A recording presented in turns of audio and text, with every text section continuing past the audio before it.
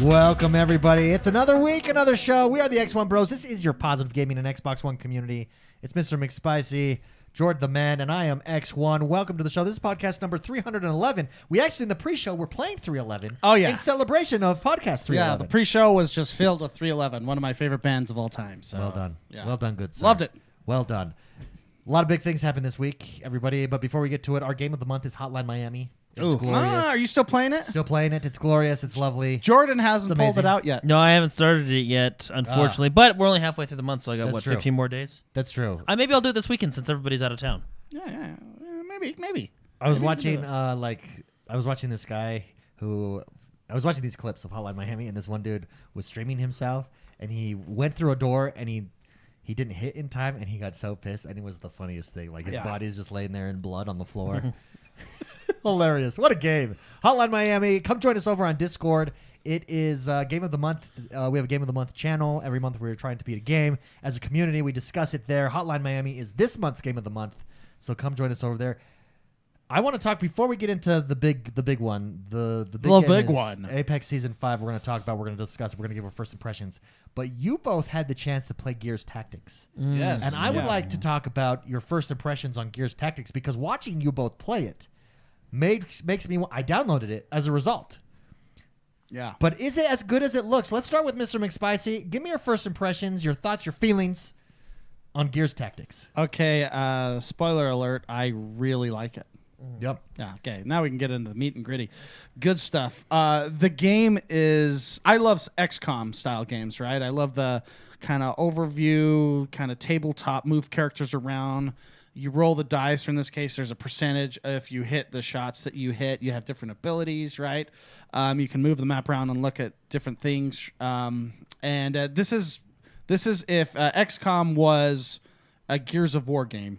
Sure. Right? So it has a Gears skin over the top of it. The great thing about this game is it's not an exact copy of an XCOM game.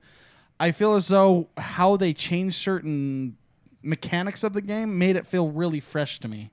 I mean, I do enjoy XCOM, but having it modified in a way that I felt were some really good changes. Sure. What can you give me an example of something that's modified that you really enjoyed? Yeah. So you're based on an action. It's like an action point system. Okay.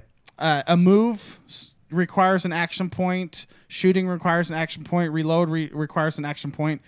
You can, if you don't move, you can shoot 3 times, 4 times, 5 times, however many action points your little characters have. Can you pool those action points for your next turn? No. Okay, so they do. But it's turn. you can do executions just like in Gears, the game. Okay. And if you have a character do an execution on a bad guy, it gives all your other teammates an extra action point.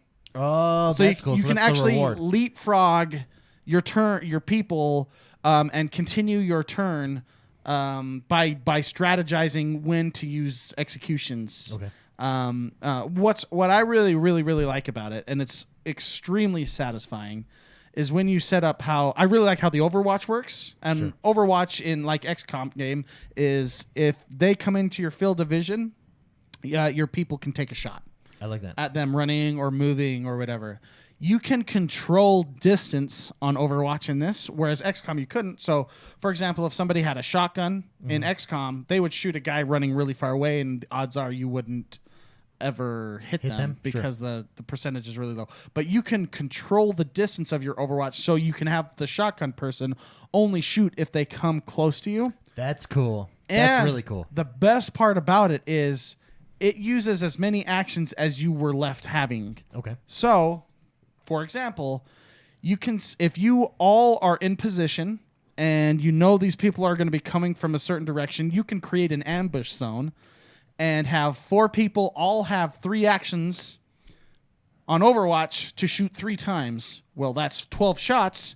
And one of the most satisfying things I've done in that game is set up an ambush zone, and all these, Gears baddies come running in, and You're just you unloading. just slaughter them. Just the whole map is destroyed because you had 12 shots. And when that person dies, it triggers on the next person, And it is so satisfying to set up in a completely cool ambush zone from Overwatch just because of how the point system works in this game. So it's the same style of game as like an XCOM game, but it has those different flavorful changes that I think really refresh the game for me. That is cool. That is really cool. Jordan, you find a similar experience to Spicy, or what are your first impressions of the game? Can we pull up? Let's pull up a trailer of some gameplay of it as well. I can do that. No, I think Mark's right. It's really fun.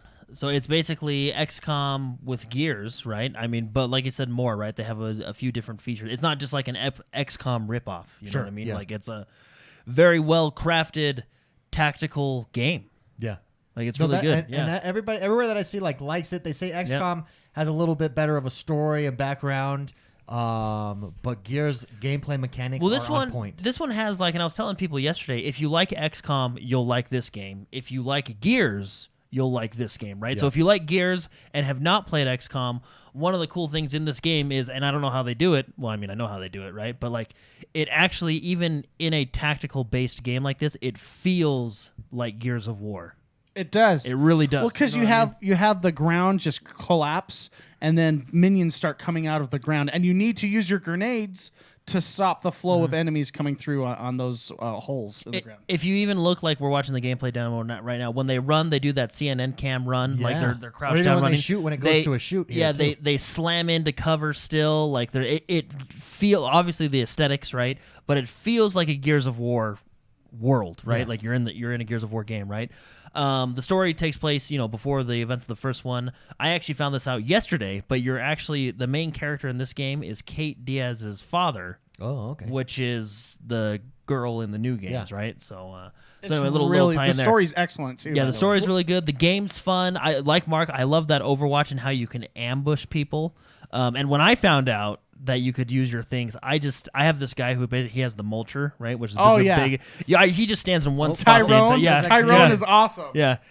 We're watching an execution right now. Yeah, and so now. Because he just executed that person, now all your other teammates have an extra action point. Very cool. So like Mark was saying with the Overwatch, there's this character that you can get, and you can build characters just like in XCOM and stuff like that, right? But he has basically a heavy machine gun, and I don't really move him that much because I put him on Overwatch a lot. Yeah. And if the more actions he's left over, the more Overwatch shots he can take, right? So if you leave him at 3 actions plus do an execution, now he has 4 actions, right? It turns into a good time. Another fun detail about executions, which I also found out yesterday, you will execute with whatever you're holding currently because you can swap weapons. So you can usually have your primary weapon, your secondary weapon. I didn't realize I was holding a grenade because I threw a grenade the last match or the last turn, and I just went in for an execution, and I choked this poor guy with my grenade. Yeah. And I was like, oh, that's cool. I didn't know it was with your specific weapon. So there's a lot of cool details there's a lot of cool details like that. That they do, which makes it feel like a Gears game. It's really well done. It really is. It's a lot of fun. Right now, it's only on the PC. Everybody's asking me when's it coming to console. I don't know, but we do know it's coming to console. We know it's coming to console. We just don't know when. We were spitting out theories the other day about maybe they'll use it as a launch title for Series X, but I really don't know, right? Yeah. I mean, who knows? But it will come to the console later. So. Well, it's good to know that it's just not an XCOM skin, right? They took their time to make this its own game and did a good job with it. With its own story and own lore. Let me ask you this. Is there multiplayer? No, that's the one thing. One thing we don't like. Me and Jordan discussed because this. that would be sweet. Because multiplayer in this game is literally 3D chess. It's or in these types of games, it's really fun. Also, fun fact. Also, something I found out yesterday. Did you know you can rename your characters? You can. Yeah, I don't want to because then you feel attached to them. Yeah, because they're they actually. I mean, all their names have middle names in quotations, which I think is the coolest thing in the world. Yeah. You know what I mean? Tyrone the Gun Johnson. You know? But I do have one question for you because I've never gotten to this point just yet. Now, when your character dies, just like in Gears, they go into a down state and you can revive them. Yeah. It Is depends there on your permadeath? difficulty level. Okay. It depends on your difficulty level. Okay. Yeah. They even have, just like in XCOM, they have an Iron Man mode, which I will play through this and beat it first before I even attempt that because Iron Man mode is crazy in XCOM. I've never been able to beat. There's a certain character who's in a lot of cutscenes with you, and I was actually thinking that myself. I was like, well, if he dies in mission 1, How who's would that in work the in Iron Man cutscene mode? with you? You know what I mean? Like, or is he just still there and they he have just you realize? he just has him talk to himself. Yeah, he like looks around. Oh, I killed that guy. That's it changes the story So, drastically. because right now, if I'm just on normal mode, right? If I didn't read like that, I always usually just go normal mode first, right? Because I figure it's how the game was intended to be played, right?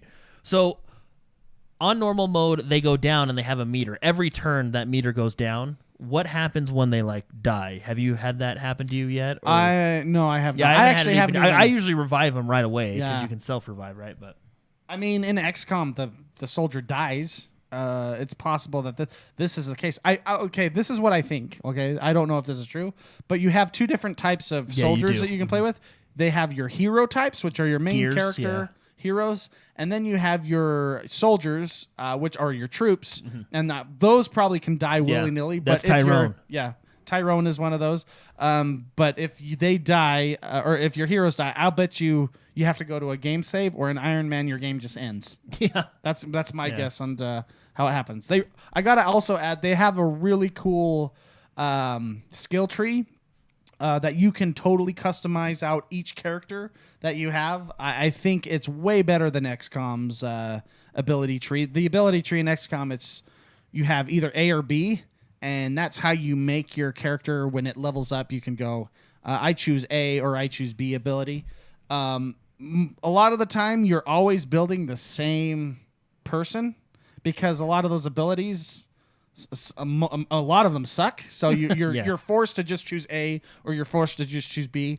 This has more like a Path of Exile skill tree set, where as cool. you unlock stuff, a whole bunch more unlock, and there's 4 different categories of each type That's cool. that you can level up, and you can build them to be aggressive, be a support, be a tank, be a hybrid, be utility, be a whole bunch of different things, and they're all different per character that you get, basically, right? So you can really customize your characters out to do what you want, which I think is a level that I really, really like in this game. It adds a lot of depth to this style of game. Yeah, that's really cool. I like that a lot. So, recommended. There you go. It is on Game Pass, Ultimate Game Pass for PC. So if you have it on Game Pass for PC, Love is this the game game. that you're looking into. This is your style of game. Go download it. Recommended by Jordan the Man and Mr. McSpicy. A friend of the show, Toast, was in chat when I was streaming, and he says this is his game of the year. So, Wow. So Toast says it's his game of the year. So There you go. I think it's just fantastic as I've been playing it. So There you go. The big news of the week is that Apex Season 5, 3 days ago, has dropped. It is official. It is here. it's live. It's one of the biggest, I'd say, feature-rich new seasons that there's been on Apex in a while. There's a new map. Well, there's going to be an asterisk next to that new map. It's not really a new map. You're back in Kings Canyon, but Kings Canyon has changed. It's a remodeled There you go. map. The new mode is their new story mode. Essentially, it's their mission mode. That unlocks in 4 days, I believe. Well, so you have to. What you do? They have it's the season-long quest that they're doing. That's the word I was looking for. There's, I think, 9. The quest basically is set up like there's 9 different things we need to collect, right? It's actually really cool how they do it. It's the prologue. You load up the prologue and it's all text, right? So you're just reading these characters, and it's actually really cool how they do it. I actually like it a lot. They probably could have done a cutscene and stuff, but I think this makes it a little bit more fun. Yeah, You know what I mean? yeah. It's got a cool style, right? Yeah. Well, so, they're forcing you to play the game in order to play the missions. Yeah. So, and when I say text, like they talk to you via text and you Yeah. read it off, right? So in the prologue, you just kind of set things up. You don't really go and jump into any gameplay yet. And then every day you need to pick up a treasure chest that will randomly fall on the map, And you and can do they're really not hard to find. You Play can- 1 or 2 games. Sorry, you'll you find can them, only right? do one a day. You can only do one a day. As you do one a day, you'll unlock different things. Like today, I unlocked I think it was a battle pass points. Yesterday was a pack, and the day before that was something else. Right on 2 days from now, so that'll be day 5. You'll unlock the mission. Right, so you have to do one a day. Now, if you fall behind, like if you were to just start today, you would start from 1, so you wouldn't be on like the 3rd tier, Yeah. if that makes sense. You would be on tier 1, and you have to unlock, so you'd be a couple days behind if you want to look at it that way, right? But at least that's from what I understand, right? So In a couple days, we'll be able to unlock the first mission, and once we get to that mission, we'll let you know what happens. At that point, I think we'll be able to go in and do the actual co-op mode that they have planned. But yeah, that's how the quest system works. So as long as you collect a chest every day, it's basically your daily. You always have a daily in addition to your other dailies to just pick up one chest, and you'll essentially get one free thing. One free thing. Yeah, One whether free it be thing. because it's not like maybe basically right now it's like materials to craft, battle pass points, those little robots that the loot boxes, right? You know what I mean? You'll just get a free reward, right? Which is really cool. But they have a whole new section for it, which I really like. It's off to the side. It's also where your challenges are. I think it's a lot cleaner. It's a lot easier to get to now than it was before. So, but yeah. The jewel, the highlight of this season is our new character. That we So got. far, yes. So far, Loba. And that is Loba. And we're looking at some of her abilities right now. Loba has the ability to teleport via her bracelet that she throws. Like Sombra in Overwatch, just like that There ability. we go. My favorite ability that she has is to be able to see purple and gold loot. Love it. That and her ultimate are, I think, put her as a tier 1 character. Oh, yeah. And completely refresh this game. Oh yeah, you can see through walls. It works really well. Then her ultimate, Spicy was talking about. She throws down her staff and she says the shop is open, and it collects all of the loot in a certain area. Well, it doesn't collect. It lets you see Lets all you of see the loot, it, and then you can grab it. and then you can grab it right there, up to right? 2 pieces. One of the coolest abilities in the game. Very, very cool. One of the things that I think really stands out about Loba is how easy she is to use. She's very entry level friendly, not like a Caustic where it takes a little bit of getting used to. Even Revenant took some getting used to. I feel like Loba, for as powerful of a teammate she is, if you're brand new to the game, she's a character that you can just jump in and play. Her abilities are straightforward. Her passive is straightforward. Yeah, it's not an overly complicated. It's not kit. overly complicated, but it's very cool. She has really brought a lot to the game. So now that's the basics. They did nerf and buff mostly buff a lot of the characters in game. They changed some things with the weapons, but let's talk about our first impressions for season 5. I'll go first on this one, and then we'll go Jordan and Spicy. I like it. I think. Like Spicy said, I think you put it perfectly. This has refreshed the game. Yeah. It feels fresh. It feels new. It feels fun. I feel like this was their response to Warzone. I know that's maybe not in their minds. It wasn't. But No, it feels that way. I would add. I think it totally does. They couldn't add a monetary thing like Warzone. You have money you can pick up, and then have a crate fall in where you can get your loadouts and things like that. This is a unique way to kind of do the same thing. Yeah. Mm-hmm. To make it so you can get things you can look at all the loot in a given area and just grab what you need. I mean, if you think about it, that's how the crates work in Warzone. Yeah. Yeah. You know what I mean? So I think this is their answer to that. I think it was done on purpose, but it's done in such a hidden way that it's not copying it, but man, that ability it's so awesome. It feels very useful. It feels really good. I get disappointed when we don't have a Loba on our team. Yeah. You know what I mean? So Yeah. it's really, I think that's their answer to Warzone. One of the other things that I really like for the game, and I'm going to be interested to see how it plays out long term, I like the charge stations where you can instantly charge your ultimates now. That's something that's new that has been added. It feels like everything they're doing is encouraging Action. Yeah. It's encouraging gunfights faster. Or doing something. Also, sorry, I got distracted because we're actually watching Mirage, and I think what they've done to Mirage is make him a badass again. Like, he's playable. The fact that you can control your decoy with your Mirage so that people are actually fooled is amazing. And then his ultimate is amazing as well. He's this trickster, this sleight of hand type of character, this distraction, and they've done a good job of amping up all their characters. And there it is. That's the decoy. It's so cool. Yeah, well, that's his ult. So now when you ult, you have, how many is that? Like 7 of you matching your movements. So they have no idea which one you are. It is so cool. But I really think that they've just hit the ground running with season 5. The only thing that I'm curious to see is how do quests work. If quests aren't there, that'll be a little bit of a disappointment. If it's something that's gimmicky, I hope not. I'd like a good PvE experience. So that's the only thing that is a question mark, just because we don't know about it right now. I do like playing Loba, but I really like what Mirage can do. I think it's a good change. They made really Mirage basically took him from useless to a legit. I wouldn't say useless member of a team. I mean, but he was not there serious. He was on your team for comedic relief. Yeah, you play him just to troll people. Yeah. But Loba also, Loba's my new video game crush.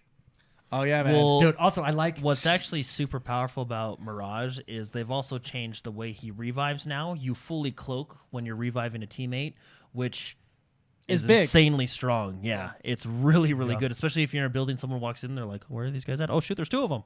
Yeah, I really like it, and Loba, like I said, is my Yeah, video she's game got crush. thunder thighs, man. That character avatar. Woo.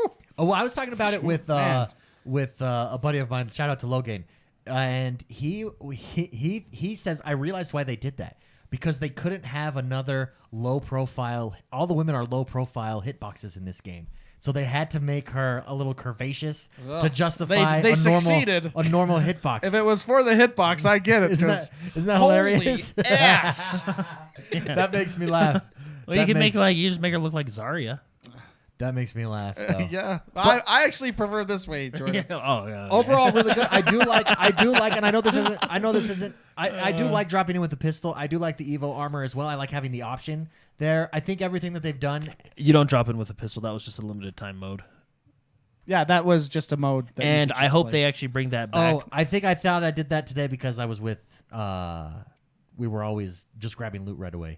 Oh yeah. I From think the starting with the P2020 is a great move. Was Yeah, I nice. think Yeah. that's a good So move. I think what I'd like them to do. This is what I'd like them to do. I would like Evo armor only. Like you start with Evo armor. Okay. Like Evo As I armor I picked only. up some Evo armor. Everyone starts with Evo armor. Yes, Yeah. you don't pick up armor anymore. It's just Evo armor, Yeah. right? Which if you don't know what Evo armor is, I like still picking up armor. I think both. I think a hybrid. But I'll let you. I'll let you say what you. I'll let you. No, say so yeah, so starting with just Evo armor. What Evo armor is as you do damage, you level it all the way up to 1, 2, 3, 4, 5, right, all the way up. And then I would like to start with a pistol too. So then you're not like 100% screwed.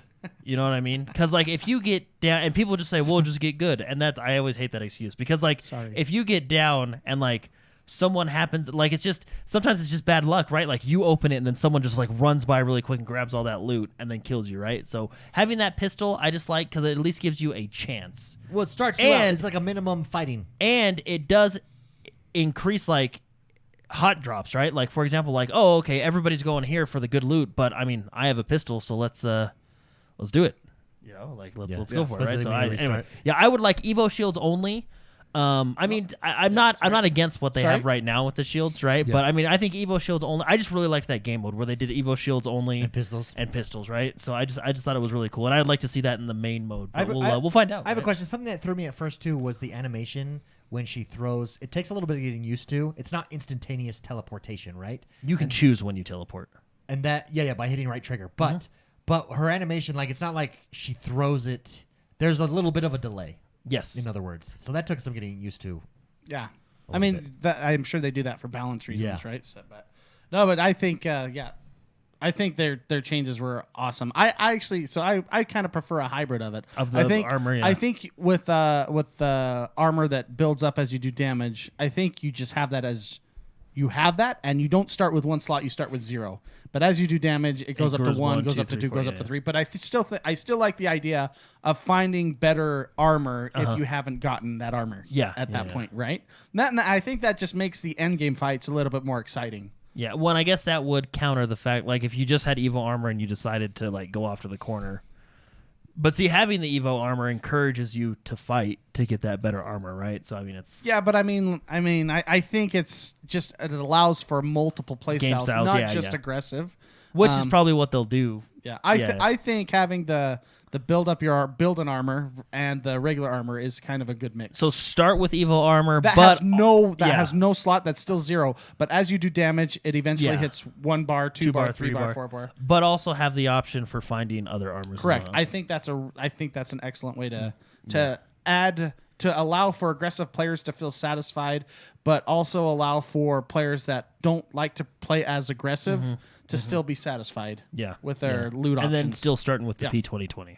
I think that's my vote. Yeah. Anyway. So, who is your favorite character to play at the moment, right now, in Season 5? I mean, Loba is going to be a lot of people's, but what is it? Is it Mirage spicy? Who's your favorite player? I mean, I liked Mirage before he had this kit change. I really just enjoyed playing Mirage a lot. I like Bangalore, and I like the Dome. Oh, Gibraltar. Yeah, I He like got a Gibraltar. slight Gibraltar's nerf. my favorite. slight nerf because Yeah, he they went lessened the time He of went the from dome. 18 yeah. seconds to 12 seconds, I think. Yeah, Something like that, yes. But Which is pretty drastic. I like him a lot, and I do like Lifeline as well because I do like. I really like loot, and when I don't have loot, Yeah, I like being droppers, able to yeah. have loot. But see, that's why you got to play Loba. Yeah, Loba. Well, can do that, and too. Lifeline actually has the speedy Recovery or yeah, healing, you can heal a recharge. lot faster, and Yeah. I really like that. It allows for more aggressive play. Yeah, and it does. Jordan, man, how about you? Who's your favorite character? I don't know. to There's play a lot as of there's a lot of like. So right now I'm playing a lot as Loba because I actually think she's like a part of the meta. You know what I mean? Like because of her abilities are useful. I think my favorite character, Thick meta. just because he's so That's funny. bad A, is Revenant? Revenant. Revenant is awesome. I mean that guy. I mean, just his trailer alone is why he's my favorite character. dude. well, and the interaction, how they're having Loba and yeah. Revenant talk to each So other, good. Which- is Did you know awesome. He's But- the only one that says thank you to Loba. Did you know that? Like when you loot, he says thank you, Loba, or something. Like, Oh, really? He's he's She- the only one. She doesn't thank him. She doesn't thank him, yeah, he because of thanks the her. thing. Well, even in the trailer for But season, he's mocking her. even in the trailer for season 5 when she came up and he looked at her and he go, "Did you try to kill me, little girl?" Are And you you're here like, to kill me? You're like, "Oh, Are man." you here to kill me, little girl? Yeah, that was it's cool. so cool. But as a part of the update, since we talked about it, they made the interactions between the characters a little bit more like how kind of Overwatch does. Certain characters paired up to each other will have certain voice lines now that will give you, kind of if you want to call it just a little bit of lore, kind of like how they do in Overwatch, right? Like, for example, in Overwatch, if you have a Diva and a Lucio on the same team, Diva will be like, "Oh, Lucio, I love your music." And he's like, Yeah, "I your love last record was great." Yeah, and he'll be like, "Oh, you're a really good gamer."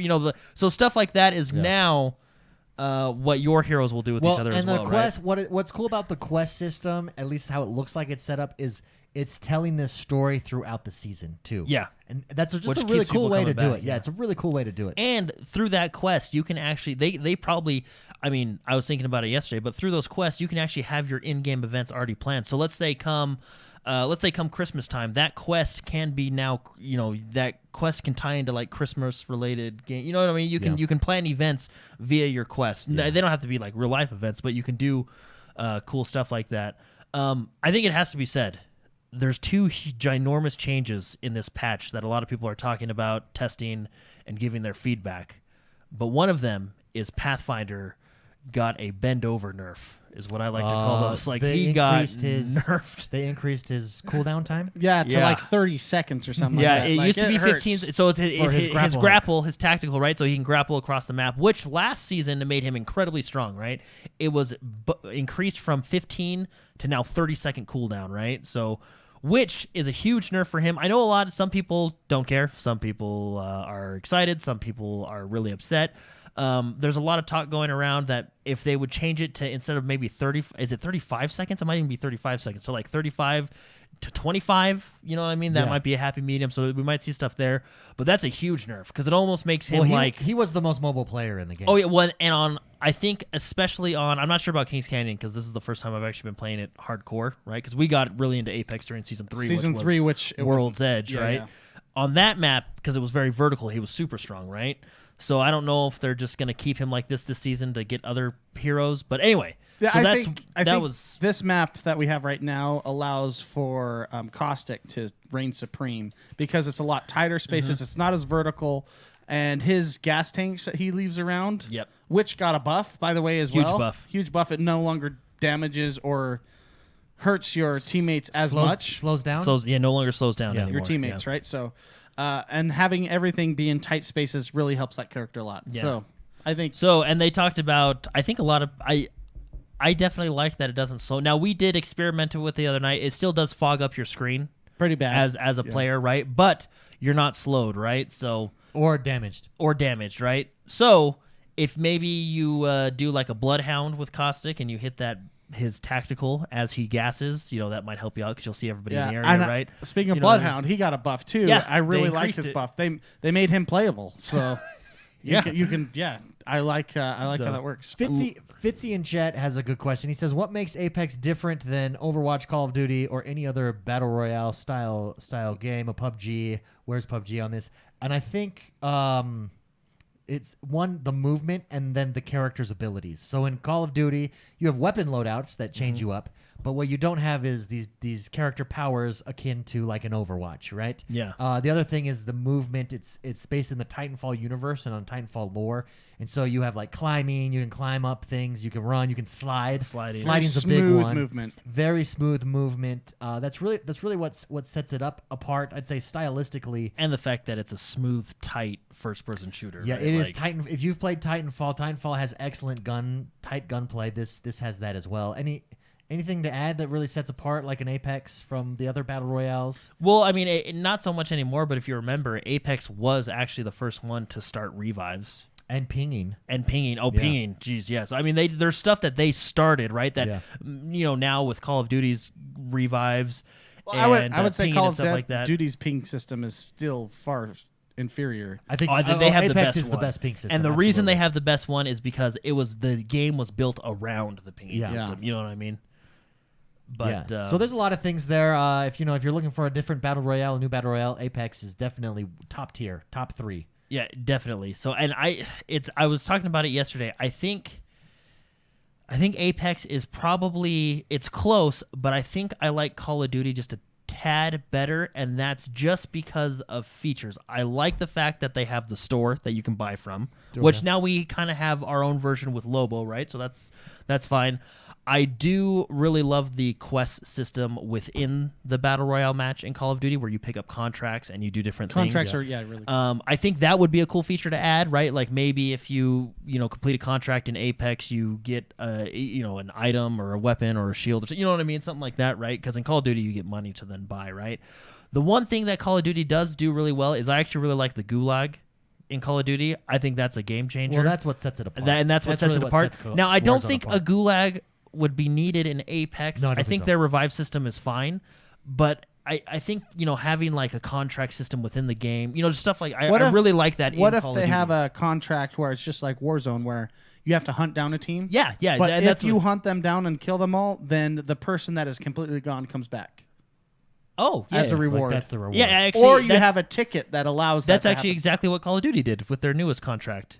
Oh yeah. Well, except it's in reverse. You put a contract on yourself, and if you survive, then your team can come Yeah, back, right? that would be that would awesome. be cool too, right? Apex and Call of Duty are neck and neck for me, but I love that in-game contract system that Call of Duty has, and then of course the Gulag just does really well too. I mean, they're both really, really good. Yeah, this one is. I think Apex has better movement. Oh, absolutely. No, it's the best movement, and also, what's fun about Apex is there's no fall damage or anything like that. It's very. You can't You slam can into go walls. all over the place, right? No, Cooper. Apex came first for sure, 100%. So we're talking About ping. about the ping system. Yeah. So Yeah. the ping Apex was the first one to do it. as in depth as Because it I is, remember like, when it was a big deal when Fortnite implemented it. Yeah. Not long after. everybody. it was implementing actually within. Well, Fortnite turns around things so fast that everybody yeah. thinks they did it first, but Yeah. Fortnite is the. I mean, Another big change. the that Chinese people, government. Another they could sneak that in and make it look like they did it. So Another big change, and I'll go through this one just really quick, but they actually changed some of the weapons out. The two big ones that they changed out is the Peacekeeper is now in a crate, a crate drop, and the Mastiff is now actually It's a a regular common weapon. weapon. Now, interesting thing, I actually used to really not like the Mastiff, even though it was a loadout drop or a crate drop, like a legendary weapon. But they have made some changes to obviously tune it down to a regular weapon, and I will say this: if you hit your shots on a Mastiff, that thing does do damage. Crunch. Like it can be a 2-shot drop. Now I'm still not the biggest fan of the Mastiff. I do like the Peacekeeper better. But that being said, the changes they made, I do think at least for me, right, are an improvement, right? And I know a lot of people are actually using the Mastiff a lot. I can't. But, I can't hit a shot. I don't know what's wrong Well, and with me. what throws me off at first is I'm so used to the Peacekeeper. You know how the Massive is a way different spread. It's like a flat line that goes horizontal straight Yeah. across. You know what I mean? It's a way different spread. But I just happened to get lucky, and we were in close quarters, and I shot. I took out 2 people with the Massive, and I was like, oh wow, that's well, there we go. All right. Let me use these Done. bullets. Wow, that was really good. So I mean, it's definitely it's not my go-to gun, and I don't know, maybe right now, like with the stats, it's maybe a top tier gun. It's still not my go-to gun, but I did use it. can and get the I- job done, Yeah, I did apparently. use it. Yeah. Now, what I haven't used yet is the Peacekeeper from the crate, and the Peacekeeper was strong before. So could you imagine it as a legendary weapon? Oh, dirty. Dirty pop. It's like a close-up Kraber, probably. That brings us. There you guys have it, though. We all, if you've not checked out Season 5, Apex Season 5, come check it out. And that brings us to the next segment of our show. This is the news. We're going to go over some news stories from Xbox. Jordan, tell us what is happening. Yay. What else is happening in the world that is Xbox One, Game Pass, Game Pass Ultimate, Series X. What is happening? Tell us. Drop it. Drop some knowledge, Jordan. So first big thing is we got a release, or we got a trailer, a Announcement. release trailer Yeah. announcement, Very whatever you want to excited for call it. this Yeah, one. this is really cool. Very excited. Tony Hawk's Pro Skater 1 and 2 are being remastered. I mean, you could. Is the original music coming? Oh yeah, that was in the trailer. yes. The original music was in the trailer. Oh, Yeah. yes. They're being remastered. It's coming out September 4th, 2020, and it looks good, man. If you like the original Pro Skaters, which I had the Pro Skater 2, I believe, on PlayStation, the original PlayStation. That Super fun game games. was huge. That's the I one think that's how I was introduced to Goldfinger, the Yeah. band. Everything I can. Yeah, I think that. Yes, I'm a Superman. I think that's how I was introduced to that band.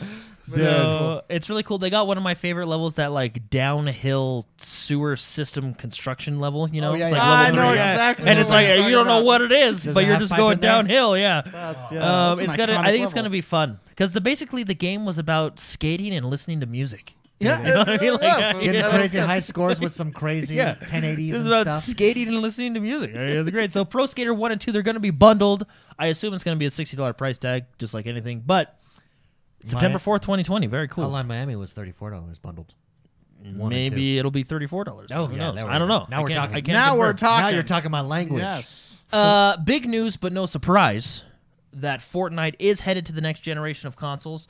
They are going to take advantage of the next consoles. I assume. Are they updating their graphics? Well, I assume the whole Fortnite game will be pushed over to Unreal 5 Oh, when okay. it's ready, and they'll probably do it really well because they actually make Yeah. Unreal 5. Hold on. I mean, let's be honest. I bet Unreal 5 was made around Fortnite, Oh, that's, right? that's true. Laugh Run does say that it's $40 for Tony Hawk 1. Oh, You can $40. pre-order it Oh, now. very Yes. nice. I like it. I dig it. Yes. Very cool. Sorry, Fortnite's coming Yeah, next so generation. so no surprise, but it will be a next generation console, or will be on the next generation of consoles, right? No, I don't think it. Was that even a discussion? Nah, we're making millions of dollars a month. They could probably make it in 3 days. They I probably don't- already have it. I don't think we playing need to it at go all. anywhere else. We're going to stay on these So- old ones.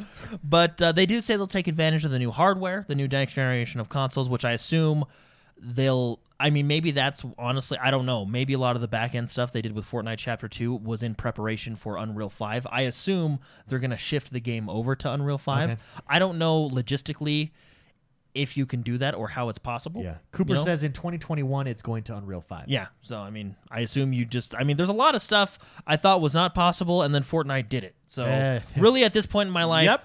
nothing is impossible anymore. Because Fortnite's done it. Yeah. 'Cause- So- yeah. And if they haven't done it, they're going to steal it from someone who is doing it. And do it better. Do it better.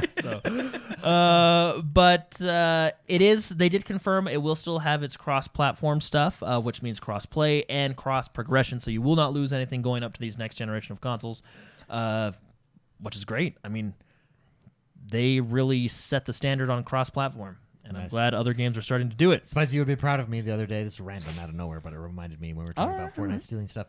The other day in Animal Crossing, I Okay. was purchasing a laptop. Okay. Yeah. 200,000 bells.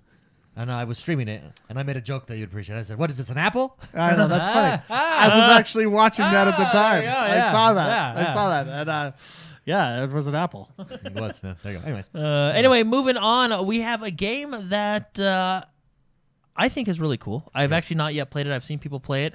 I was talking to a few people about it this week, but Deep Rock Galactic is now. We've played it. No, we haven't. I haven't. You may have, yeah, I but played you it. didn't invite me. Did I play with No. you? Probably. Maybe. Yeah, Maybe it's the mining. It's the mining. You're underground mining crap. It's very. You're mining crap. You're mining crap. It's very. No It's the Man's game Sky that has stuff in it. underground with Well, dwarves.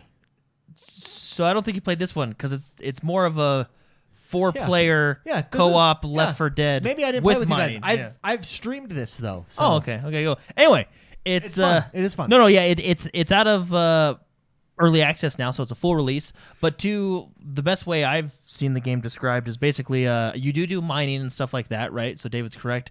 It's basically a 4-player co-op if you choose it to be 1 to 4 player class-based first-person shooter. Yeah. And I don't want to compare it. Well, I mean, think of a Left 4 Dead style, right? You got things coming. You shoot 'em. mine in order to upgrade and then go through the levels. The And level, I yeah. remember I got stuck on a level. Maybe even a Vermintide would be a good. it's type much of- closer to Vermintide. Yeah. So, but anyway, I was chatting with people from our community. I think it was Power Napper. Yeah, he Napper. Power Napper, what a cool name. Yeah, that's a cool Power name. Yeah. Napper. No, he was telling me about the game, and it does sound like a good time. The was co-op fun. experience. They were telling me that the community is really good with it. Like it's super player friendly. And Dwarves. it's just I mean, they're it's dwarves. They're got nice people. Yeah. Well, basically if you're looking for a good co-op game to play with your friends, or even look for friends on our Discord to find and play with, this is the one to do it with. Yeah. Like it's really fun. I'm glad you played it. So Yeah. it's really, I didn't know you played it. I actually streamed it for the world to see. Oh, good. See, I must have not. I didn't go to that stream. I'm Nice, sorry. man. I think that was when I was doing way early morning. Oh yeah, I definitely didn't No, go to you those weren't ones. there. So. Yeah. No, that's really cool. probably just But no, go to sleep. I think you were. did you like it? Because Yeah, I liked it. It was I've fun. been seeing like a lot of people are I talking think, like I think I it's- got in when it was like preview. I think it was only preview at the time or something. I don't necessarily want to say sleeper title, but I feel like I'm getting that vibe from a lot of people. Are like, hey, this game is good. Dude, yeah. Play it. No, Yeah, it was so- fun. It was fun. So anyway, I'm hoping to jump into it this week now that it's full release, and you should too. Yes, you should. Anyway, also Halo Master Chief Collection got update this week. So the Master Chief Collection on PC, if you're over there on the PC playing Xbox, or if you have Game Pass for PC, Halo 2 Anniversary was added to the PC version of the Master Chief Collection. Boom, baby. And on our end, the Xbox version, we did get there's 2 significant updates that we got. There is the Spartan 3D model Okay. viewer that you have now, and then there is, I believe, campaign challenges Oh, okay. that you have now as well. I almost streamed Halo this week. Such a good game. It really is.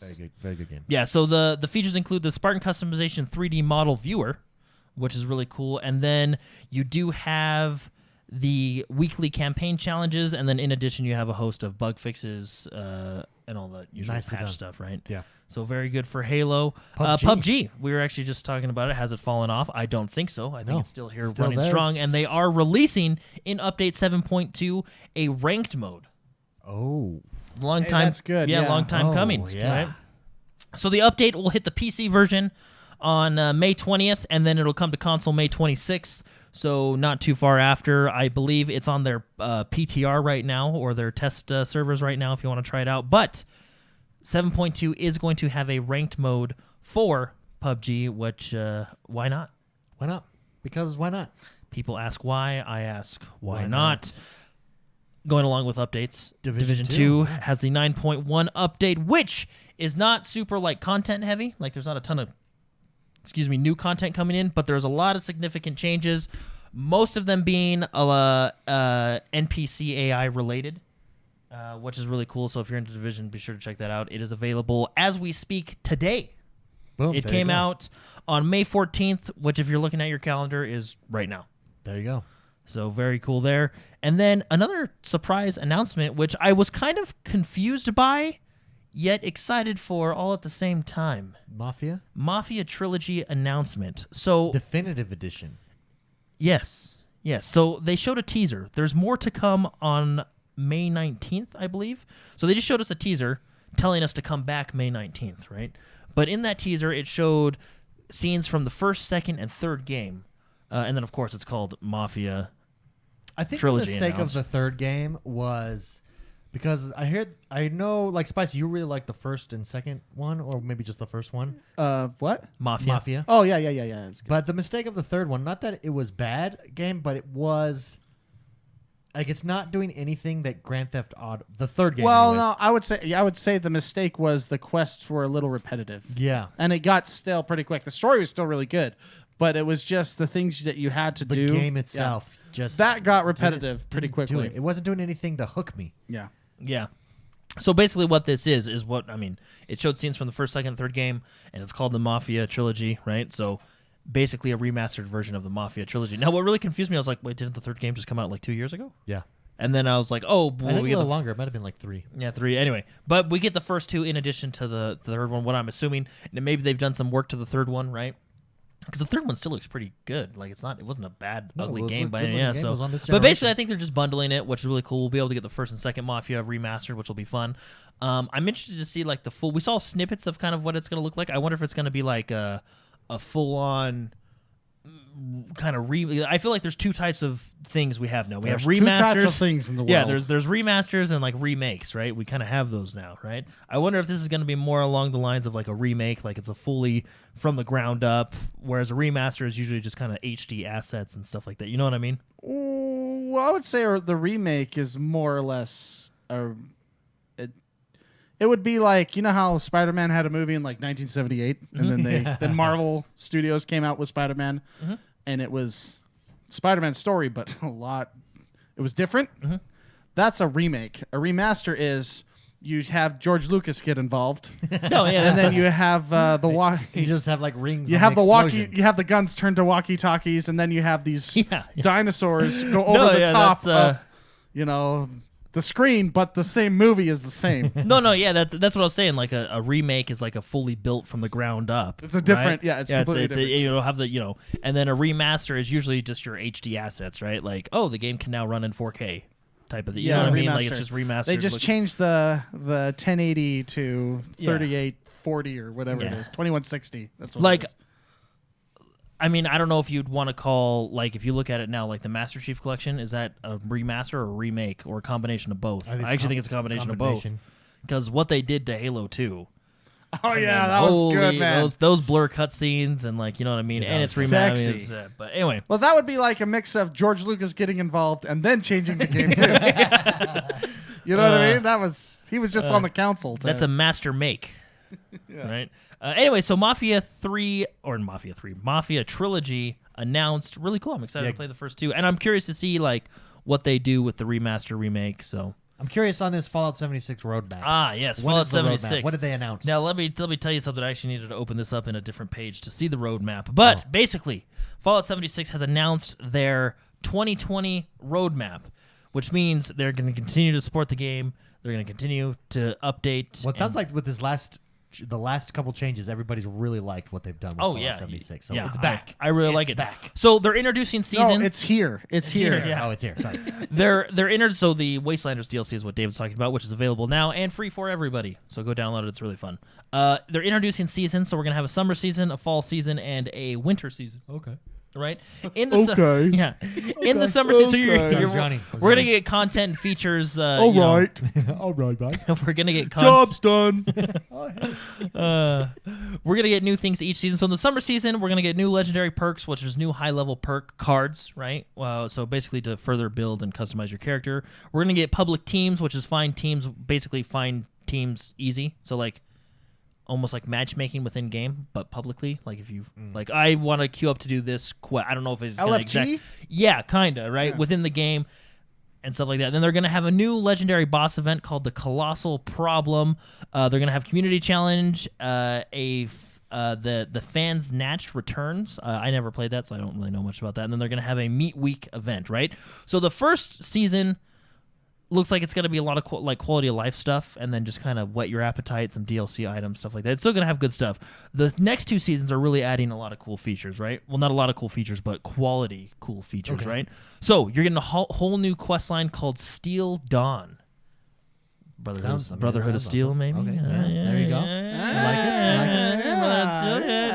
A lot of people talking about. You're going to get this thing called Daily Ops, which... Our daily operations? Yeah, which I assume are going to be a type of co-op experience, right? Which will be really fun. You're also going to get a Season 2 refresh, which I assume they're just refreshing everything, and then a bomb drop event. And then in Season 3, you're going to get more perk loadouts. You're going to get camp shelters, which is build instanced interiors.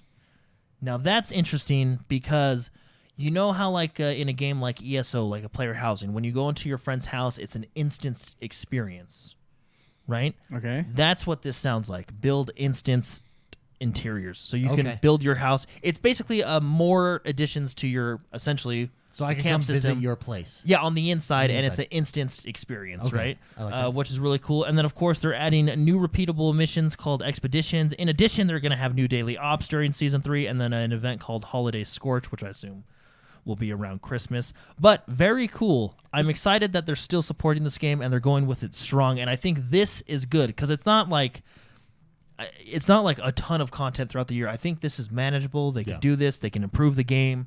You know, I think it's good. I think Red Dead Redemption Online should take note. Just saying. Yeah. Okay. I'm a little bit bitter about Red Dead Redemption Online. Well, because Why are you so bitter? Well, it's the potential, man. Yeah, the potential is there, and potential. it's just like we're like at it out of 10 points, right? Let's say it's 10 stages, 10 being like Grand Theft Auto Online is where it could be. We're at stage 2 in Red Dead Online, and we've been, and that's what, 2 years now? Well, Grand Theft Auto or Rockstar, they're a slow train, but once they get going, That's true. That's true. They don't stop. They have made stuff that I really like in additions to it, but it's just it's not yet getting to where it could be. Like, and what's a shame is what's filling that is these RP servers that are popping up, and people are adding their own scripts and putting it over the top. And if they're able to add the cool features like crazy cool posses that you can get together with and go bounty hunt that have different rewards and pets and animals and sheriffs versus criminals and stuff like that with scripts, why can't Rockstar just put it in the game? because George and Frank are actually working on the new Grand Theft Auto 6. Grand Theft Auto 6, yeah. That's why the time has passed. I like roadmaps because it's like, oh, this is what we can expect for the year. And they don't have to be like huge expansions, right? But I like it's nice to have roadmaps because you can see what to expect. Now, a roadmap can be a double-edged sword because, and this is why I like Fallout 76 roadmaps, because it seems attainable. Sometimes roadmaps are canceled. There's a few games that come to mind, but sometimes people they offer the dream and they don't deliver that because of whatever, you know what I mean? So it may be a thing like, hey, we want to release this cool feature this year, but if it's not ready in time, we don't want to say it's. The you know problem, what I mean? I think, but I do agree that there's only it so should many be a little bit times- more feature heavy. There's only And you so many shouldn't charge me times for everything. I can go hunting and come back and turn in my pelt for nothing. Like, give me, or even their half. Okay, don't get mad at me because I love this game. Their half-assed Don't take the attempt game away at from me. property via Camps. No, not even camps. That's even less. That's not even a half of an ass. It's a quarter. Yeah, quarter-ass attempt. No, the half-ass attempt via the the illegal whiskey bars and stuff. Oh yeah. The moonshining And the fact that they made you quests. pay for all of it. And they keep nickel and diming us hard, yeah. Red Dead Online, I think, takes itself too serious. It's okay to have a little bit. It's not a historical okay to add Hot game. Wheels. Add well, just something simple like at Christmas time. Just let me Hey, drive around hey. in Santa's sleigh. Hey, they Just added. something like Hey, that. they added snow. They did add snow. Watch out. Watch out. That game has so much potential. Everybody wants to be a cowboy. It's still fun what they have in there, but it's just like this. It's been stale. It's been flat and stale for years now. I jumped back in like 3 weeks ago, and I was like, man, okay, nope, not there yet. Yeah, They should do Cowboys versus Alien. that would be a DLC. good DLC. Yes. Yeah. Yes. You know what That'll the bring perfect, You know what the perfect event would be for Christmas and ahead. Red Dead? I just thought of this right now. Yeah. So what you do is you put this big Christmas tree up, like a huge, like you Okay. can see it from almost everywhere on the map. Big Okay. Christmas tree, and I just got make it. it crazy. Decorate it, Okay. popcorn, whatever you want to do, right? Yeah. And then every like 30 minutes, like a legendary item drops under it, and it's And you just a gotta fight free for for all. it? Fight for it. Oh yeah, yeah. That like would it. be a Christmas There you event. go. That would be Do a Christmas stuff like event. that. And that would work perfect for a game like Grand Theft Auto Online or Red Dead because I had the server. You know what I mean? Everybody's Yeah. in the server together. They should hire me. They should. I'll sign that thing that says I can't talk about it. If they hire I just me. think when I could jump over to Grand Theft Auto Online and buy yachts and be a high roller in their casino and do crimes and do even role playing if I want to, but do just play tennis and golf and bike ride and fly put a jet engine on my motorcycle and fly it off into the sky. Yeah. Where is Red Dead? Red Dead, come on, guys. Well, Red Dead Online. I think it goes back to what we were talking about a couple of weeks ago, how Red Dead 2 is a more serious, grounded in reality game, which in doing so brings you a really good cinematic campaign. Campaign was fantastic. Yeah, I really liked it a lot. But when you have like a Red Dead 1 that had kind of a more Grand Theft Auto feel, or even a Grand Theft Auto 5 that doesn't necessarily take itself too seriously, you can add a hamster Hot Wheel pack to the multiplayer. Yeah. You know what I mean? Well, yeah. I mean, even Red Dead 1 had the zombie, Which was DLC. by far one of the Hilarious. greatest expansions Yeah. till this day I've ever Hilarious. played. You can yeah. have a sense of humor. Yeah, you know what I mean? But see, that's what I'm talking about. Like Red Dead 1, I felt leaned a little bit more towards that Grand Theft Auto. Yeah. Whereas, I remember when they were talking about the rumors of the Grand Theft Auto 6, how it's going to be kind of in between a Grand Theft Auto 5 and Red Dead 2. Like, it's going to have serious moments, but not take itself too seriously. You know what I mean? Well, I mean, To but kinda- Grand Theft Auto has serious moments too. Yeah. I mean, Yeah. maybe they're making it lean towards more serious, but I would hope not. I like some of how the they- Grand Theft Auto, because Grand Theft Auto right now, all their games, there are serious moments, but it leans towards the entertainment, funny. Yeah. You Like know? Brucey. It leans Best towards character, one them of the best using the serious moments to mock different things, right? Like they make, if it's a serious moment, it's mocking. They're making a statement mocking something. Yeah, well, I mean, I think of what comes to my brain is the initial opening cutscene of Grand Theft Auto 5 when you're robbing the bank, and and you have Trevor, you have Michael there, and everything, and everything that's going on, and then serious things happen and funny things are happening, but it's very, very serious. Yeah. And then throughout the game, you have funny moments, you have serious moments, but it's more real in its lightheartedness. Whereas I think like Red Dead Redemption 2, an amazing campaign, absolutely, campaign. but extremely serious. Oh yeah. Throughout the campaign, they do have side missions that are kind of Yeah. Like zany, the French guy that sleeps with everyone. Yeah. Saint But- Denis. but it's definitely, you're right, it's definitely more serious. Yeah, well, and I think Far that, more serious. But just use online. You released it as a separate game. It didn't come out And until later. Have online be a much more zany Yeah, just possible. have, it's completely different. And I think it's you're- a different experience. I think you're right. You can have online be more Yeah, arcadey, if you will, or however. the you know. potential is there, and I know that they're walking this fine line but who cares if you take people away from Grand Theft Auto if they're still in your ecosystem, and you're not taking them away, but because they're still in your ecosystem, like you're just adding more people. I think. Anyways, I agree. that's just. Anyway, That's we just were me. we were just Last- talking about Fallout 76, and if you're thinking That's right. if you're thinking, hey, I would like to try out those seasons, I'd like to try out Fallout 76, especially the new Wastelanders stuff. Well, this weekend you can, because it's the free play days for Fallout 76 this weekend. Boom! There you go. Yeah, from May, I believe May 14th to May 17th. You're also going to get Terraria and Wastelanders. Oh, that's Fallout 76. yeah, it's Fallout sorry. 76. Yeah, Terraria is a great Terraria, game. which That's is a really great- fun, and it's a then great Castle game. Crashers Remastered, which is another great game. So those are the 3 free play days this week. Fantastic, and that's all I got for you. There you go. That brings us to the last segment of our show. This is the segment where we take your questions. To submit a question, you can do so each and every single week over at Patreon, patreon.com/positive gaming or XoneBros.com/support. Our first question comes in from the man, Polka Fraud. Polka Fraud says, "Hey bros, how's it going?" Fantastic. Thank you very much, Polka. Aside from the Inside Xbox event, Xbox's YouTube channel has had a pretty steady stream of game trailers coming out almost daily. A lot of them seemingly under the radar. What are your thoughts on upcoming games like Disintegration, Tony Hawk's 1 and 2, Desperados 3, Troll Hunters, etc.? I'm especially excited for the first 2 on that list. I mean, we did talk about Tony Hawk. Looks super good. I actually, if you're on YouTube and you subscribe, if you don't subscribe to the Xbox channel, highly recommend it because a lot of trailers do drop there daily. I'm actually subscribed to all of like Nintendo. If you subscribe to the Sony one, and they all like take turns. What's there?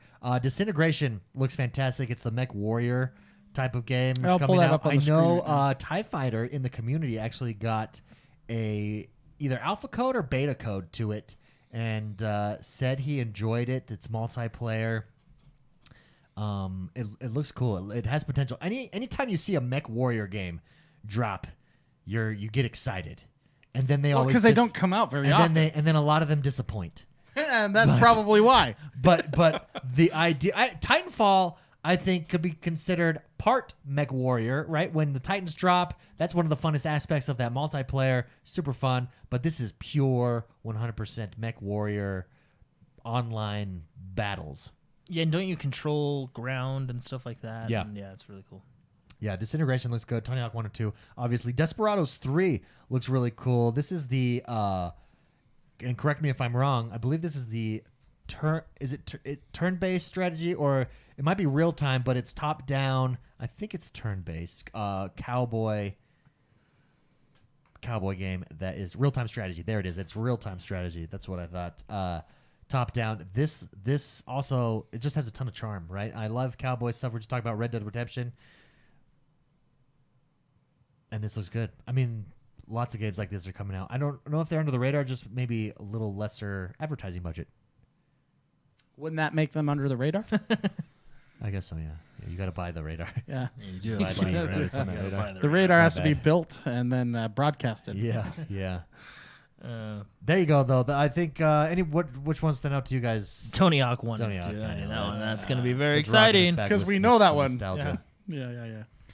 Thank you very much, Poker Fraud, for writing in. Black Knight writes in and says, without E3 this year, we are seeing a lot of mini shows like Summer Game Fest that are literally 1 hour a day that shows one game and an interview instead of just showing a complete show that shows a lot of games. Do you think this is the future of gaming events or just temporary due to the virus? Personally, and Spicy, we'll get your opinion on this, but personally, after watching and seeing everybody's reviews and then going and watching it for myself and skipping ahead a lot on the Summerfest, it's not replacing in-person shows. There's just something about being in person that it's Creates hype. It creates way more hype. creates hype, it creates excitement, it creates lifelong fans, it creates experiences. It is there's nothing that beats being in person. It's like watching sports and then being at a sporting event. Exactly. right? That's a perfect example. Nothing beats being there in person, with the exception maybe of the NFL. The NFL has got a fantastic viewing experience. Well, one of the best. I've said this a million times. The best photographers in the world are the cameramen for the NFL. Yeah, they're the best. They're because I've been to games in person and on TV, and TV is a phenomenal experience with the NFL. They do so but good. Nothing beats being in person. And I don't think, and watching like the Summer Games Fest. First of all, their marketing teams market it all wrong. Like, whether it's, hey, we're gonna see gameplay, or hey, we're gonna do this, or Sony, hey, this is a conference meant for developers, but we're gonna act like it's the first big news for Sony, and then disappoint everybody. I think in person is not gonna go away. I think it'll be back, and I think it'll be back with a vengeance. Spicy, disagree? Agree? I 100% agree. I mean, it's exact. You gave the example of like sports. I'm going to give the example of Concerts? Yeah, you have way more hype at concerts. Granted, you enjoy the music, you listen to the music all the time, but having Kiss blow out fireworks out of the guitar as you're doing the solo, and then fireworks start flying out of the guitar, and then they're picked up and flown all over the stadium, and you're kind of seeing how my brain works right now, by the way. Yeah. But it's just, it creates way more hype. And like you said, you gain a lot of friendships. You gain a lot of experiences that you otherwise would never have had the opportunity to do so. Yeah, I agree with you 100%. Jordan, thoughts? Yeah, no, I mean, live shows are they're fun, right? Yeah. You got the excitement there. You got the excitement there. I think it's a good, why not have these and the live show? You know what I mean? I agree. I think there's nothing wrong with having both. Well, I think Xbox and Nintendo's kind of been doing it for a while, but not in as frequent of a manner as it sounds like in Xbox with Inside Xbox and stuff. But giving us news every month throughout the year. Yeah, no, Nintendo does it really good. That then leads up to this big show or this in-person event. Yeah, no, Nintendo does really good. I think Microsoft's doing a good job. I don't need to see you in your bedroom at your house when you do it, but other than that, I don't. Well, I'm just. I get that. That's funny. You know what I mean? Like, I don't mind that. I feel like I've really got to know people. yeah, I get. Hey, this is my house, right? I think Nintendo does it perfect, and I get with a lot of different parts of the world, you got to stay home and stuff like that. But I think Nintendo does it really well, where they just have a white blank background behind them, and they just talk to the camera. You know what I mean? Yeah. It's just. But no, I think what Xbox is doing, I like the style. I love the style of the Nintendo Direct, and I think that's what the Xbox 2020 is gonna try and be like. Because even with Nintendo Directs, remember we have really big Nintendo Directs, and then you have like your mini Pokemon Directs, your individual ones that are a little bit smaller but give you more focused stuff on individual games. Yeah. I think that's an excellent thing to do. I think Nintendo does it really well. I think if Xbox continues to do that, I think it's great. And also, I mean, why not do that in addition to stuff like E3 and Gamescom and stuff, absolutely. Right? Great question, Black Knight. Thank you very much for writing in. Bridge City Gamer writes in and says, "Hey, bros, I recently read in a Forbes article about the possibility of Microsoft sticking it to Sony and undercutting PlayStation's price with the Xbox Series X by $100. What do you think of this?" So we've talked about this for a while, and every week we talk about, or whenever Series X comes up, that Microsoft wants you in their ecosystem. And I believe we've said on this show that Microsoft is willing to take a hit in order to get you in their ecosystem. It's a long-term investment with Game Pass, with Game Pass Ultimate. And this week, a bunch of these dropped. It was all over Twitter, a bunch of different articles, that rumors are that this is whatever price Sony starts at, Microsoft is going to be hyper-aggressive this iteration. And I think it makes sense. It makes sense to me with the direction that they're going and what they're not concerned about. Even the console. Like, we don't make money this year on the console.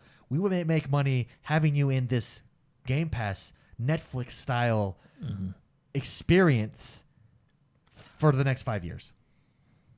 Spicy, you were going to say something? No, I was going to say, if Sony even comes close to releasing their console, they have to... Well, have we heard anything besides that? Well, that's they actually came the out, closest we got, that Unreal. Well, no, there was an article that said Sony is still on track to release this year, right? Okay, that's good. Okay, so if Microsoft hits that number, oh man, that's now rough. what's really interesting about that? Let's say you have the most powerful console and you beat price, and you have 14 new developers that are developing games just for you. Who knows what we're going to see from those, right? Yeah. Now, what's interesting about this is let's say the Series X is going to be priced at the same price the One X was priced at, which was $499, right? Mm-hmm. So if Sony comes out at $499, and if they undercut that by $100 and go $399, yeah, I mean that's first of all incredibly huge, and you can market the world's most powerful console for a cheaper price. And if you're selling that power at $399, you might even pull people away from PCs, like a lot more than you did before, because that's a lot of hardware for $400. Yeah, you know what I mean. Now, what I think is actually going to happen, if they undercut them, hey, that saves money for me. I'm not against it, right? I think they're going to be priced at the same. I think they're both going to be in the $450 to $499 range, and I think they're going to be the same. I think PlayStation is going to be $499.99, which always bothers me. Why don't they just do $500? But anyway.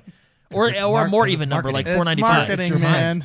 Because you can tell your wife, if it's $499, you can say it's just $400. Yeah, that's what I always do. In fact, I always get in trouble for it. Yeah. So really, they're helping us. Yes, that's how it works. So, no, I think they're both going to be priced at $499 because that's what the One X was priced at.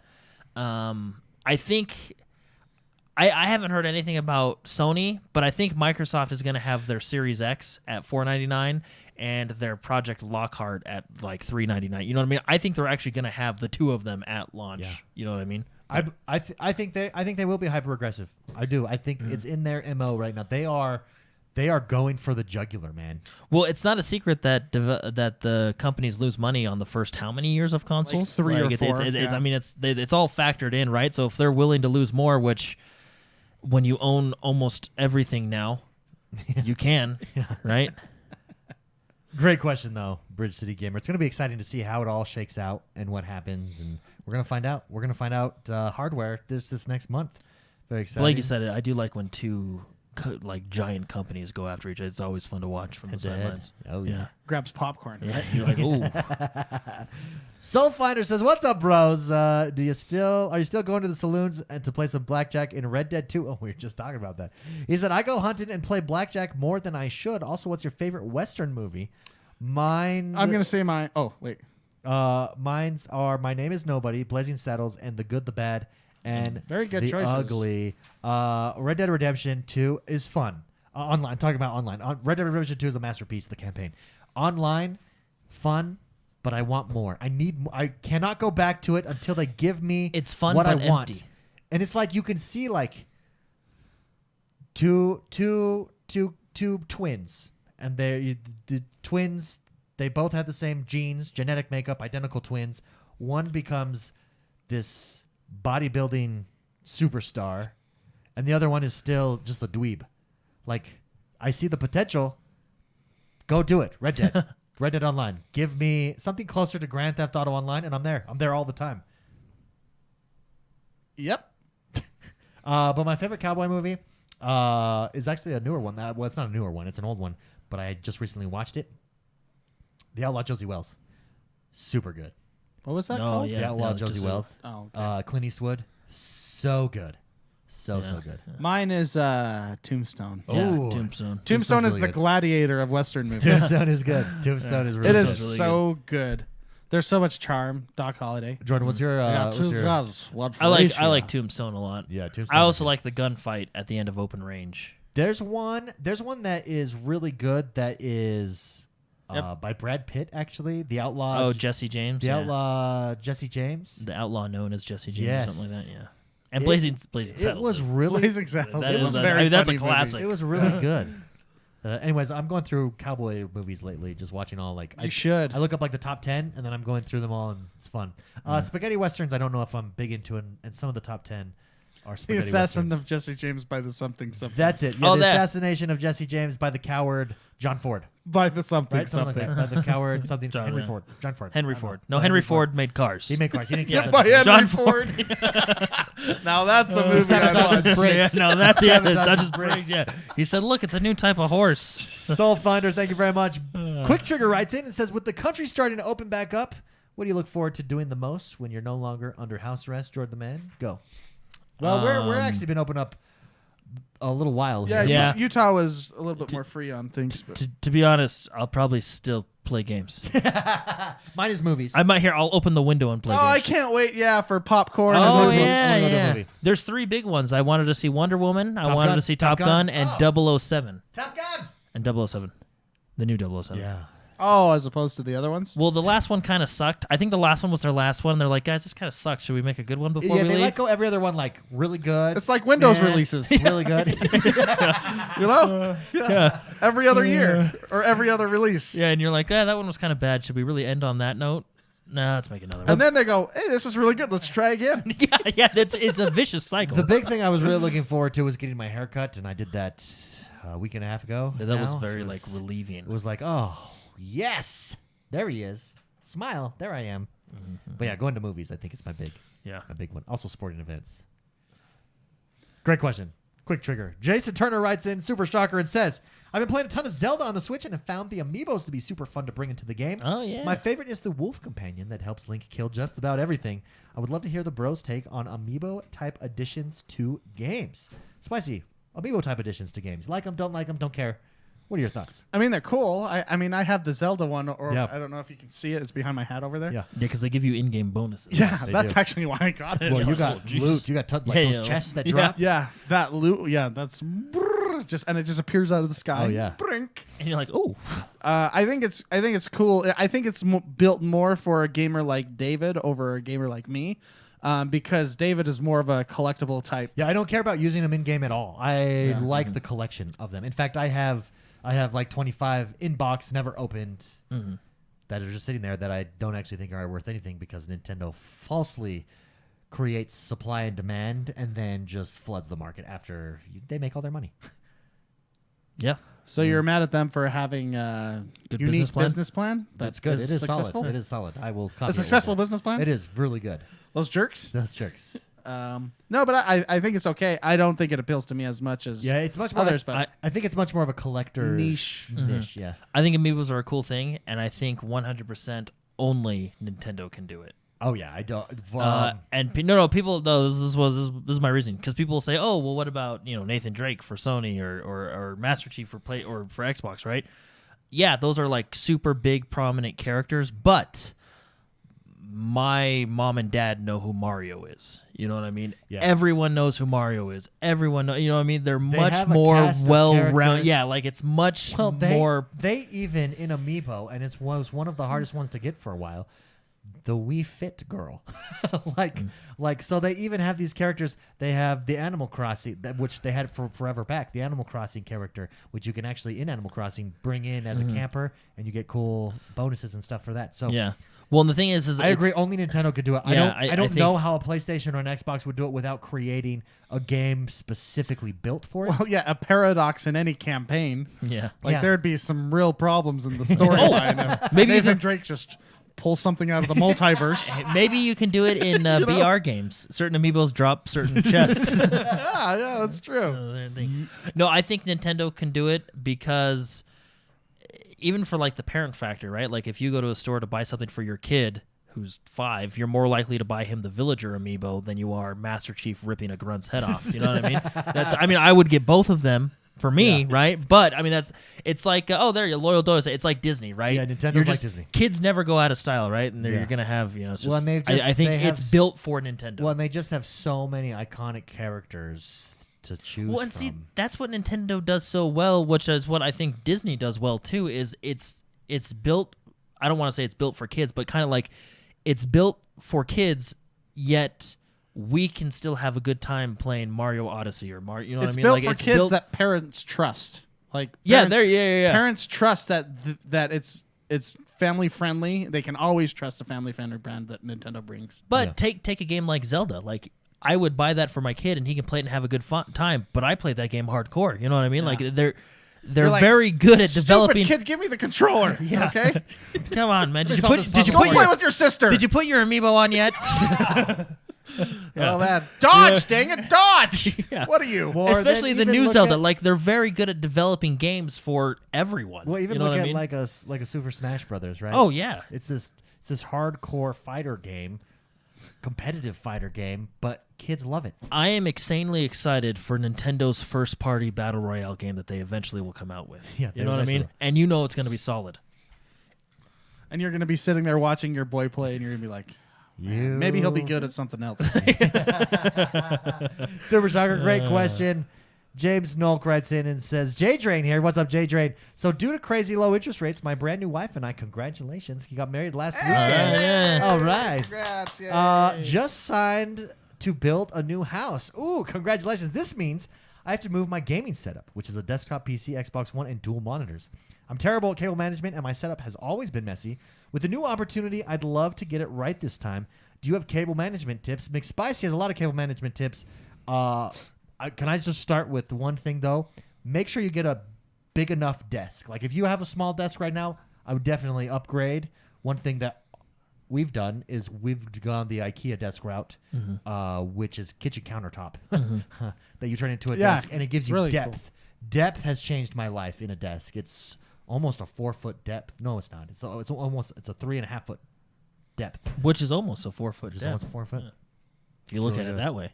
It's really good. You almost have 4 feet on that. Yeah, but I got the Oh, mine is yeah. It's like a don't butcher be block. don't be afraid to spend money on cable management. That's what I would say. Like underneath my desks right here, I have. It was only like They're $5 a piece, I think. They're Yeah, not like, that at the bad. most, The 12 cage, bucks. like the Yeah. cage. Yeah. They have there's actually things you can get specifically for cable management, and don't be afraid of screwing them into the bottom of the disc that you'll never see. Yeah. So I have so many cables on that desk in front of me, and I've actually done some work, and they're kind of popping out right now. So don't judge David or Jordan. Yeah. Take a picture. But definitely it makes you feel happier and everything. Cable management is really important to me. But get the stuff where you can screw in, you can get Velcro ties, you can use zip ties. I love the Velcro ties. Yeah, My favorite Velcro ones. ties are really easily reusable. I have a whole bunch of them. Yeah, right zip now. ties you have ton. to cut, and then sometimes it's hard to cut and not hit the wire, Another cheap option is rubber bands. Lots of rubber bands, especially when you've got cords that are too long and you need to shorten them up. Just rubber bands. Twist ties. You can get twist ties for really cheap. Yeah, That's so what I use. mean, I have them really accessible at all times. I always have extra. Oh, you can't see because it's so dark. So this is just a loop over there. I have several loops over there, but always have some on hand. Always buy more than you need because you're always going to use it. Let me ask you this, because his setup is a desktop. It sounds like he plays his Xbox at a desk. I do too, and I don't think I can go back to a TV. I love the desktop setup for my Xbox. The only way that I think I would enjoy a TV is single player campaigns. But everything else at a desk, I find it's superior to me. 27 to 32 inch screen. It's perfect size, right in front of you. It's very PC Master Race of you thank you. to say that. I guess so. I have a loft upstairs where I game a lot, and I of course game right here on my work computer, my work quote unquote computer. I prefer being comfortable. I prefer upstairs. What if you do what I do, and you have a recliner as your desk chair? See, you could do that. You could do that. But I prefer to be comfortable. There you go. Your chair, how comfortable is your chair? It's pretty comfortable. No, It's not lay on the couch comfortable, but it's comfortable. I like them both. I think they're fun. Right now I have a 32 inch. The reason I'm playing on that one is because my TV my TV's 60 hertz. Why do I play on the 32 inch? I don't know. Yeah. So I have a couch upstairs that I relax on, but when I get serious, because that's probably what you're talking about, serious gaming, I'll pull out my chair and put it right in front of the TV. Yeah. There you go. No, So maybe it's kind of the same thing. I don't know. Yeah. That's my serious mode. Yeah. But see, I don't know. I really like. I mean, it all depends on what you're comfortable with your setup, right? Like I had my TV in there and I had a lot of fun with it. Now it's kind of the family TV, and I game on that 32 inch, which I actually think is a really good size if you're gonna get a gaming monitor. Just a preference there. I think 32 inch is actually a really good size. I agree. I don't know. I think what I'm gonna do, I'm gonna game on that monitor because that monitor it's 4K. Is it 144? It's something like that, right? Like it's kind of set me up for a little while. But what I'm excited for is that's why I do it. No, I remembered. The monitor has FreeSync, and I wanted to enable FreeSync with the Xbox One X just to see how things do. And I have noticed some smoothness in certain games, Apex being one of them, right?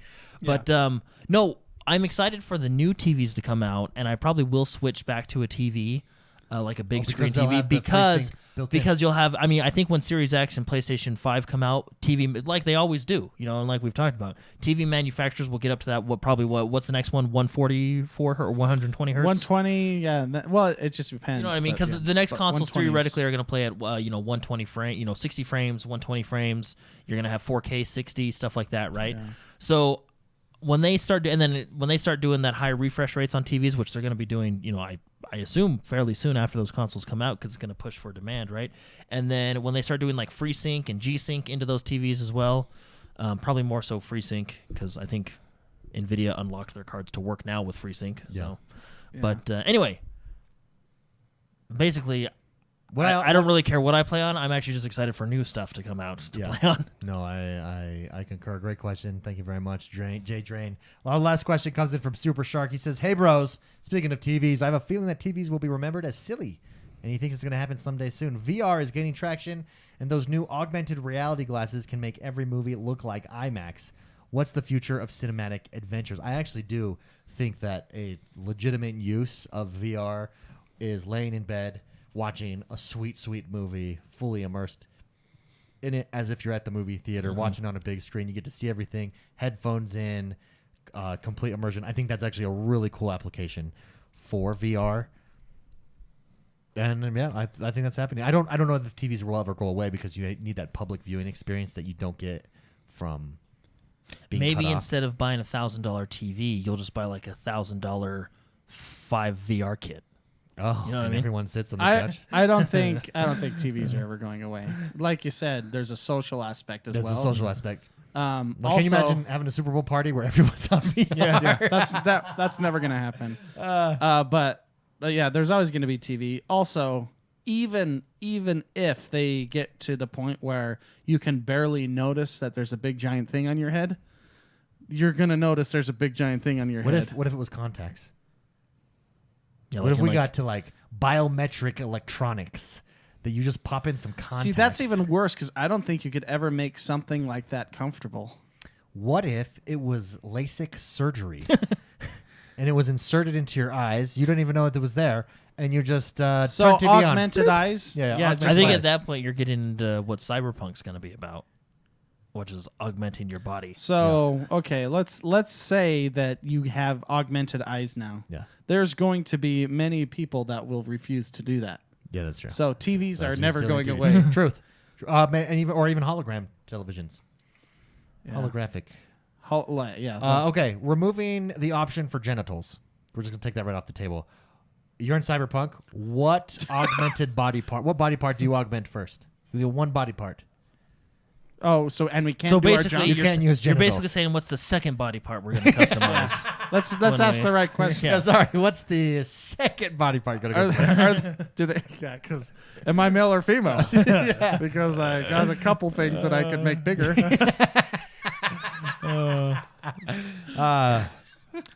Besides that Probably- as well. Probably, Yeah. probably hair. Does that count though? Augmented hair? Yeah, does that count? What? You should explain see to the me. mustaches he wants to make. Yeah, explain to me. Yeah. Explain to me what use. We're gonna get like bioluminescent hair. I want No, you my want- hair to no. have electricity. Yeah, no, that's what I'm saying. No. I always customize hair for you. Pull up a character like Cloud or something with his nice Final Fantasy hair, or Prince Noctis. But You know that what I mean? just requires hairspray and a comb. No, but that's what I'm saying.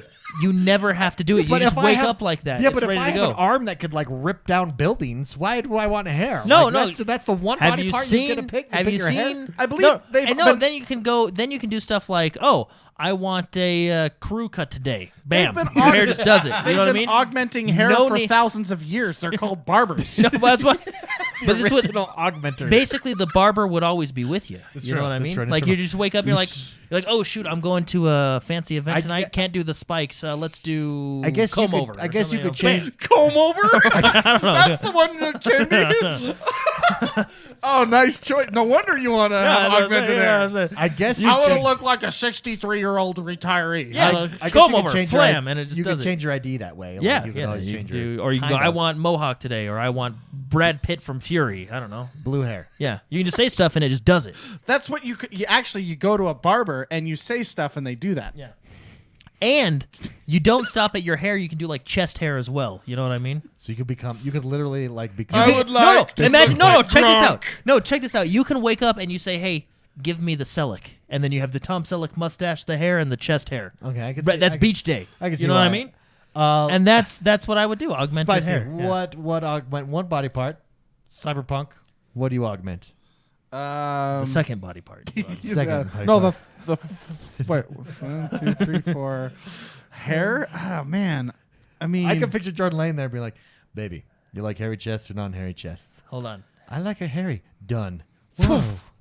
Poof. You get the Tom Selleck Yeah. cut. Poof. Oh, that's a little too much. Okay, hold on. Let me. Shh. There it is. Yeah, I don't that's what I'm know. saying. This is Yeah, and then haircut. this is an the interesting stash, and- question. yeah. I That's would what think do. probably my eyes. We were talking about it. But yeah, I could imagine sitting there in a boring conference meeting and then just throwing on the football game. You know, eyes and ears. Can I add ears so I can turn One- people off? One body Bluetooth. part. One body Bluetooth part. built in. Well, then one eye. If I only get No, one th- body those part. come as a pair. Well, then if I can get the choice to have two, I'm going to remove one and put it on my ear, on one ear. No, I can't do that. I'm You're cheating. trying- You're cheating. You're a bad DM. I want to do this to my body. Eyes would be good. Eyes would be cool. Yeah, because then you could watch anything you'd ever wanted. You could change like heat-seeking vision. You know, yeah, stuff like and that. then like if I'm looking at you, I would start drawing, you know, all like very inappropriate things around your face. That's hilarious. That's hilarious. And no one else would see it but me. I think I'd go with like an arm or a make me leg laugh. or something. You know, that like super buff. One arm? super power. No. Yeah, I guess one. Yeah, arm. one arm is just I'd really have it with one strong. You need help with those. Yeah, Opening the jar. yeah. I can open pickle jars. Yeah. Anyways, there you go. Super Shark, thank you very much for writing in. That does us for this week, everybody. A lot of big stuff happening in gaming. We're really looking forward this next month in June. We are going to finally hear hardware. July, we're going to get games. Stick with us. First party games. First party games. Oh, it's going to be glorious. Stick with us. Have fun. Stay safe, everybody. Stay healthy. I'm on it. And don't forget to come join us over on Discord. It's a good place. Discord.gg/XoneBros. I think if that doesn't work, Just go to XoneBros.com and then it's right on the right side of the screen. Hit the Discord button right there. You'll see a lot of fun people talking about everything in there. It's really good. I'm excited to go download Gears Tactics, everyone. Yeah, It's very cool. Oh, It's very didn't you already download it? play? Or you play it? I mean, play it. Yeah. It's really good. It's a really good game. So. Wow. Have a great week, everybody. We'll see you next time.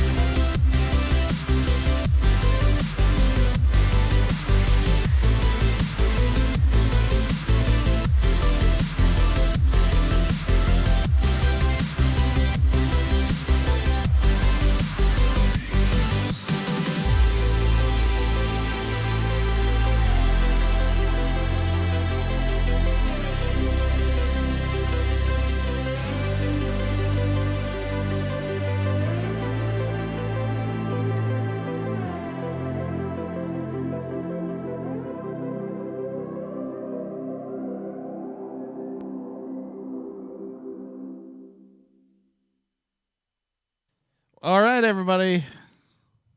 Let me turn that off. What's up? Thanks for joining us on that journey. Thank you very much, guys. It was a blast. You can sit down if you want. You can get comfortable. Oh, we actually didn't pull out the cushions. No wonder. Oh, yeah, my butt. Same. We don't have our cushions. Dang it. Dang it. Dang it. Red Donuts, thank you very much for the subscription, guys. Thank you very much for being here. It was a blast. A week or a day ahead, I believe Jordan the Man is going to stream a little bit tomorrow evening. Hey, Blake, I have a surprise for you, but you have to watch the credits to watch it. Oh, that's right. That's right. Yeah, I know you. Right. You were mentioning you wanted to change something up, and I surprised you. I think you'll appreciate it. So, Cooper, it's so good to see you. That was a good show. It was a good show, everybody. It was decent. It was decent. Guys, that does us for today. Enjoy the credits. Yeah, I think Jordan's gonna actually stream tomorrow. Yeah, streaming tomorrow. So come by. So you still have the Friday night experience. Jordan the Man will be. It'll just be streaming with me tomorrow. instead. And I think it's like late afternoon, early evening. Yeah, we're gonna float right around maybe like 4 to 9 Mountain Standard. So convert that Treasure yourself. of the Sierra Madre. Okay, looking it up. Great to be a getter. Yeah, dude. Me and my dad have been going through like all the Western movies and watching all the good ones. Outlaw Josie Wells, Spicy. It will blow your mind. Okay. It is Better than Tombstone? I'll tell you what it is. You will appreciate cinematography. Fantastic. Always do, yeah. Fantastic. And they tell a story just with camera. Have you ever seen Jeremiah Johnson? No. Oh, another one that you got to watch. That one's with Robert Redford. Okay. Less Western, more Mountain Man. Oh, okay. I can appreciate But that. again, they tell a story just by using camera work. It's really good, really good stuff. But Outlaw Josie Wells, Outlaw Jesse Wells. Josie, Yeah. Josie Wells. It's good. Outlaw Josie Wells. Outlaw Josie Wells. When was it made? In the 80s? Yeah, like late 70s. Yeah, probably, the 80s. It was something about the 80s, but they always had to have a person named Josie. Yeah, well, and what's nice about these old movies is because of technology. When you watch them now, it's not like watching an old movie, right? Like it's an old style. It looks like an old style, but it's brand new, high definition footage that's fantastic. Yeah. And what else is interesting, I've noticed too, the biggest difference is not camera and film, because they look really good. Like as far as technology advancements in movies, it's sound. Yeah. Sound is the Extremely biggest. important. Yeah. It's the biggest advancement that's been made. I don't think camera. I mean, I know camera technology and CGI and stuff has been made, but sound really is where like the difference between then and now, like you really see. It depends on how early you're talking. I would think I'm talking 70s, 80s, 60s. Maybe you can even throw in the 60s there. I mean, the sound hardware was still pretty good, but how they used the sound around the 80s and on, late 70s and 80s, I think they made some serious Big advancement. improvements. Yeah. You know, like Star Wars. Star Wars is a big one that changed how sound really is. I was watching a thing on how 343 is getting their Halo sounds. Super cool.